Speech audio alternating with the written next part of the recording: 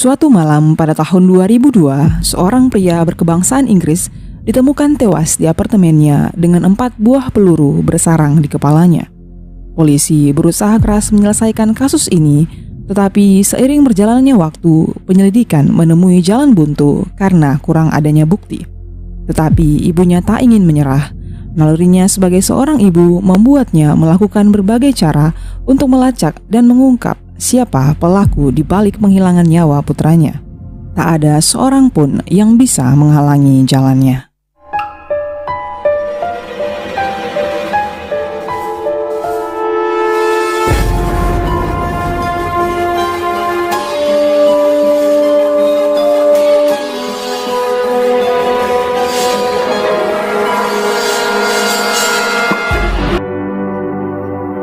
Stephen Davis kehilangan ayahnya saat ia masih berumur 14 tahun.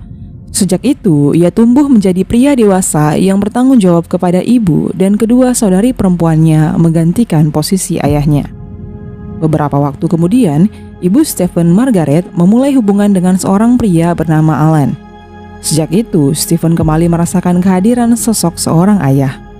Meski demikian, Stephen masih seorang pemuda yang pendiam dan pemalu yang tidak terlalu suka bergaul secara sosial. Stephen adalah pria yang cerdas dan berbakat, khususnya dalam bidang pemrograman komputer. Ia memang dianggap sebagai kutu buku oleh teman-temannya, tetapi ia adalah pria yang baik dengan hati yang tulus. Saat dirinya masih berusia 21 tahun, Stephen telah bekerja selama setahun di suatu perusahaan komputer ternama di Nottingham. Karena bakat dan prestasinya, Stephen dipindahkan dari Inggris ke Hong Kong dengan posisi dan gaji 3 kali lebih besar. Singkat cerita, Stephen akhirnya pindah ke Hong Kong. Di sana, ia menekuni sebuah hobi baru dan ikut bergabung dalam suatu komunitas flying club. Komunitas ini terletak hanya 2 jam penerbangan di kota Angeles, Filipina. Angeles dikenal sebagai kota di mana banyak pengusaha serta pekerja muda sukses sering datang berpesta untuk menghabiskan waktu senggang mereka dan tentunya bertemu dengan gadis-gadis penghibur. Stephen bersama temannya Mike menjadi salah satu pengunjung tetapnya. Stephen yang pemalu dan jarang bergaul merasa senang akan perhatian yang ia dapatkan dari mereka, khususnya dari seorang wanita penari bernama Evelyn Boho. Seiring berjalannya waktu, Stephen jatuh cinta pada Evelyn dan menikahinya, memberikan gadis itu kehidupan baru yang lebih layak. Tetapi suatu mimpi buruk terjadi. Pada malam tanggal 17 Juli 2002, Stephen Davis yang saat itu berada dalam perjalanan bisnis dengan rekan kerjanya Mike Dunn tewas ditembak 4 kali di apartemen yang mereka tinggali. 2 dari ketiga pria yang membobol masuk itu awalnya mengira Mike sebagai target mereka. Saat menyadari Mike bukanlah orang yang dicari, mereka bergegas ke kamar Stephen dan menembaknya. Mike berteriak keluar mencari bantuan, memohon agar tetangga menelpon polisi, sementara ia mencoba melakukan pertolongan pertama pada sahabatnya itu. Nahas, Stephen tewas di tempat. Pelacur itu yang membunuhnya, pekik Mike. Dia yakin betul bahwa Evelyn lah orang di balik serangan ini.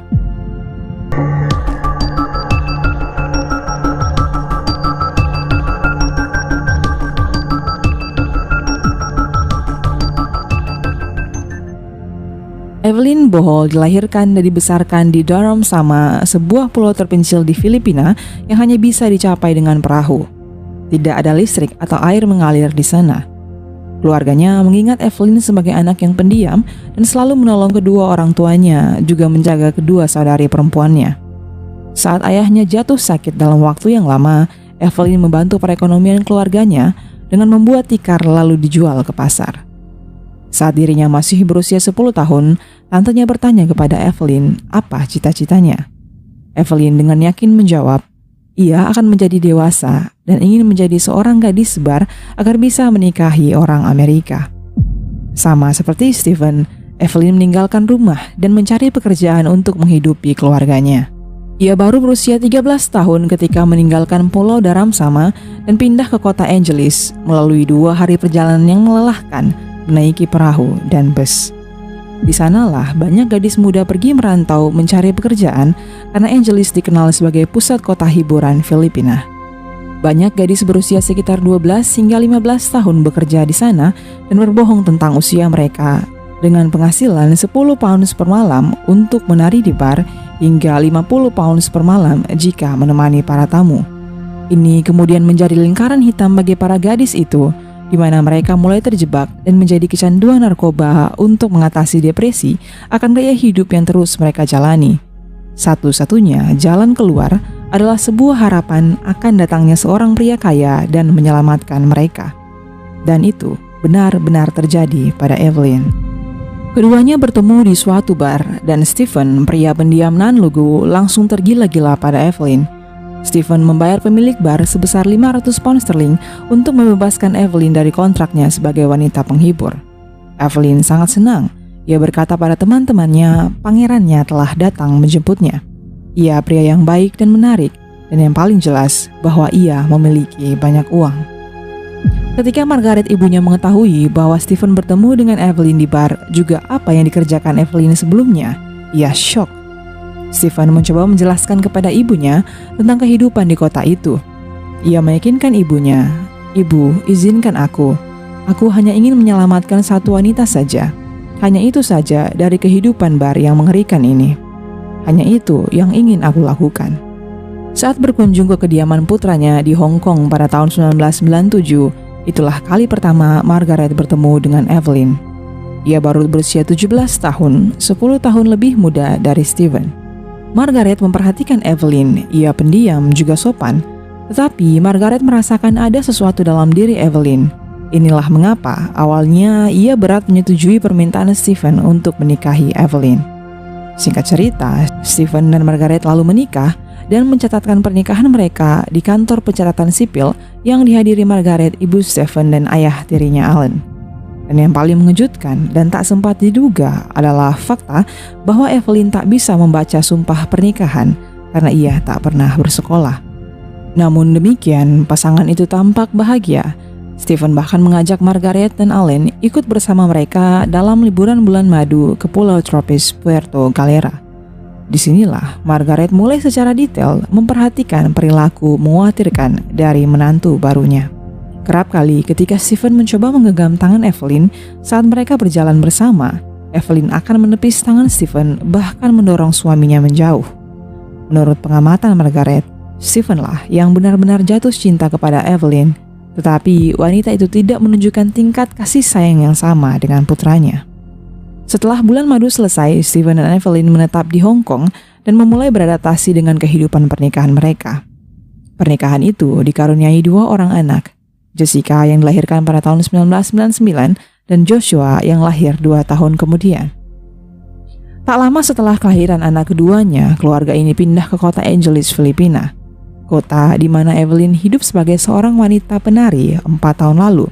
Namun kali ini berbeda, ia tinggal di sebuah perumahan mewah di tengah kota.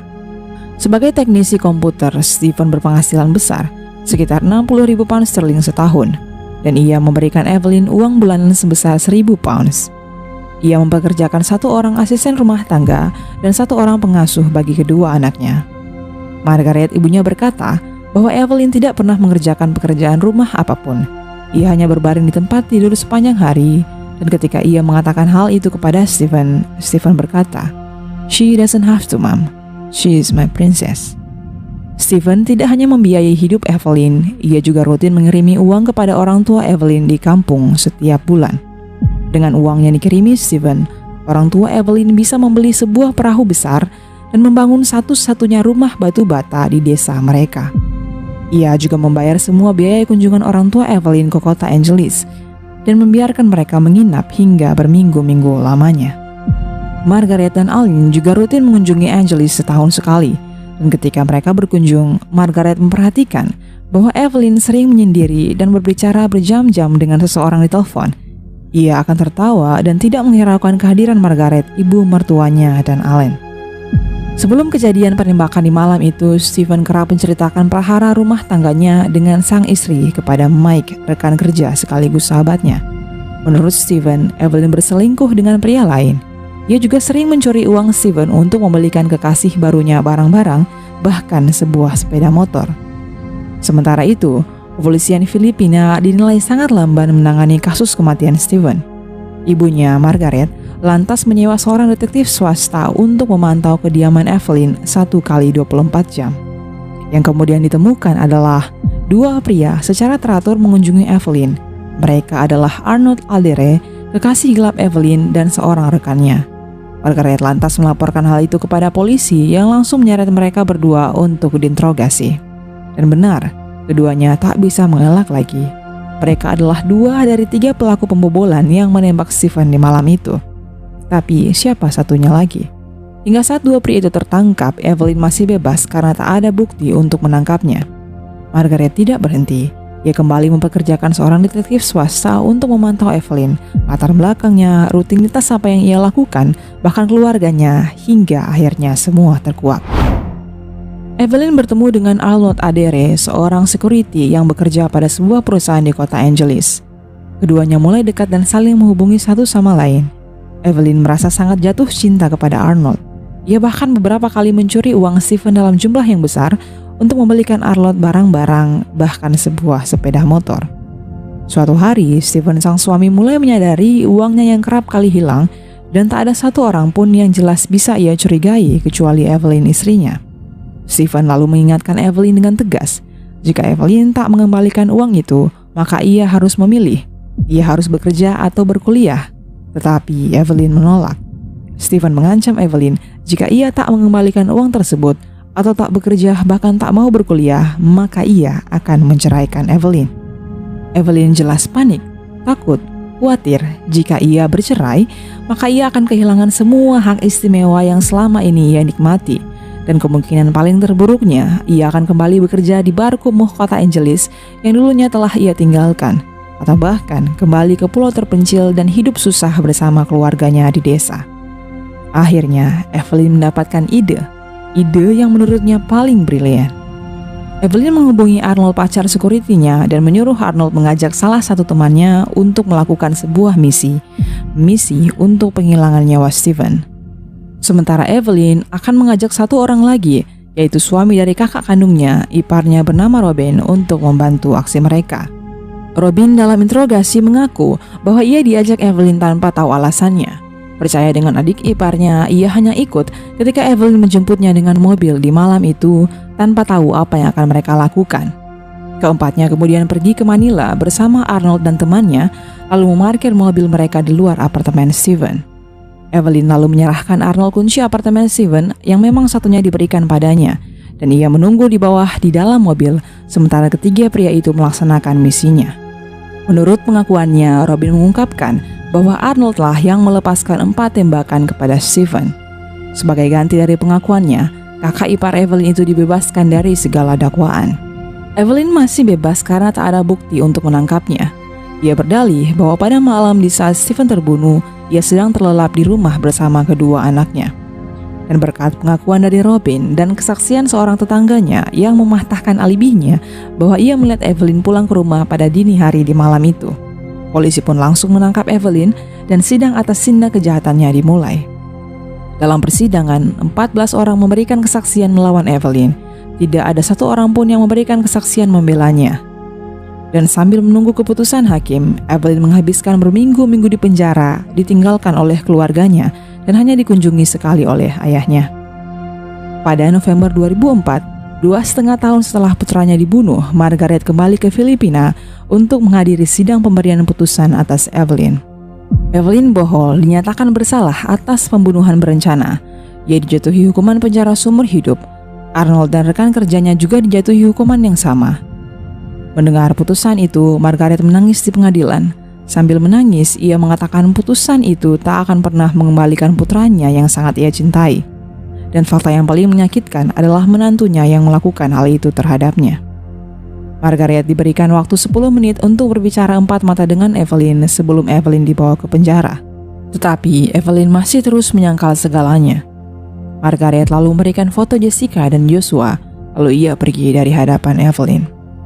Setelahnya, Margaret mengirimkan satu surat terakhir bagi Evelyn, dan keluarganya tidak pernah sama sekali berhubungan dengan Evelyn lagi. Demikian isi surat tersebut. Evelyn yang terhormat, Anda dihukum di pengadilan atas pelenyapan terhadap suamimu Stephen dengan bantuan pacarmu Arnold Adere. Apapun yang kamu katakan tak akan pernah membuatku percaya bahwa kamu bukanlah pelakunya. Aku meninggalkanmu, juga meninggalkan Filipina. Keadilan telah ditegakkan, dan Anda akan menghabiskan 40 tahun ke depan di dalam penjara. Kamu, Evelyn, akan menjadi wanita tua yang hidupnya terbuang sia-sia. Sebelumnya Anda memiliki semuanya. Stephen anakku bahkan menyebutmu putrinya, dan aku sangat menyayangimu. Tetapi sayangnya, Anda tidak tahu rasa terima kasih. Anda menghancurkan hidup orang lain tanpa berpikir akan perbuatanmu. Bukan hanya aku yang kehilangan Stephen, tapi juga keluargamu. Anda telah mengambil anak saya. Sekarang kedua anakmu ada bersama saya. Suatu hari putrimu akan bertanya, "Mengapa ibu kami begitu jahat? Ia meninggalkan kami dan melenyapkan ayah kami." Ingatlah bahwa suatu hari ia akan menanyakan hal itu, Evelyn. Aku akan mengurus anakmu dan menikmati waktu-waktu bahagia bersama mereka. Dan kita akan berbahagia tanpa memikirkanmu. Tidak akan pernah. Sampai jumpa lagi, Evelyn. Kamu bukan putriku lagi. Margaret. Demikianlah kisah kali ini. Saya bergetar membacakan surat Ibu Stephen kepada Evelyn. Sungguh tak bisa berkata-kata lagi. Silahkan teman-teman tinggalkan komentar dan like. Mohon untuk terus support channel ini dengan like, comment, share, dan subscribe. See you on the next video.